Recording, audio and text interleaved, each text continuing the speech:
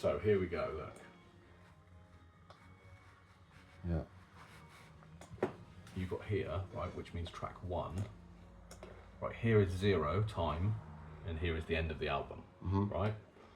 Here is the lowest frequency, and here is the highest frequency.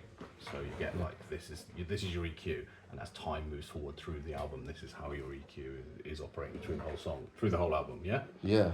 Right, so look, down here, which is 20 hertz, we've got peaks here that are going down underneath 20 hertz. That's beneath the hearing range, Yeah. right? So pointless frequencies there. You should be having that stuff shaved off, really. So it looks kind of like, because the rest are all right, yeah. Coming down to a bit of low frequencies is all right, kind of thing. For CD, it doesn't matter so much because you can put whatever you want on CD. You might want them to be really different, but you might notice here, look, you've got quite scooped out low end in that third track. Yeah.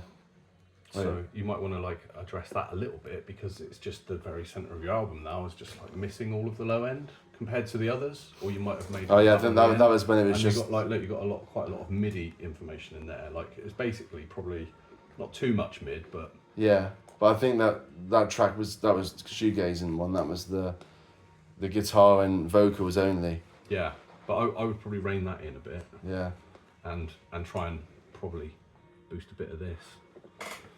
Just to give it a bit more sort of roundness, because that one probably sounds a bit more sort of hollow than the others. It's kind of meant to, but I think with where your voice is there, you could have, by having those lower ones, have a bit more depth in your voice, and it would carry through, because at the minute you've got some things happening there where frequencies are fighting against each other, where with that reverb off that guitar and combination of the same sort of effect you put on your voice, they're getting like lost inside each other. Yeah. You kind of understand it is within that genre, but you also kind of want them to be defined apart from each other so you can hear them separately. And you would do that by pushing the EQ differently, kind of thing, to make it respond differently. And kind of if you're making a project in Logic and you've got 12 different tracks all together, it's sometimes sensible to run them through buses and make the EQ notch differently in each one of your buses, and have one bus for your like keys and melody parts, one for your guitars, one for your drums, one for your voices, and Yeah, I didn't really use any buses. Yeah, and then you can affect the EQ on the bus. If you've got like 5 different keyboard parts, you don't have to EQ them all separately. You run them all into one bus, EQ that, and that is your drum, or sorry, your keys like EQ.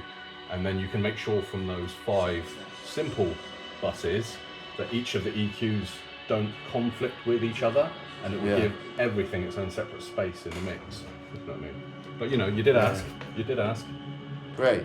That's really good to know. It's that kind of thing, like you like analysing them. Like it's easy to get lost into just putting a load of WAVs together, but then not thinking. But now what you've done is you've made a single thing out of these things, so you don't want it to be like up and down and all over the place like a roller coaster ride kind of thing. You kind of want it like an even, consistent experience from start to finish. But also, every song's not the same, and you might want a really different experience. It's just like being aware of what you do or don't want it to do. That's all. Cool. Thank you very much. It's a bit of interpretation, because it's like working with other people's material.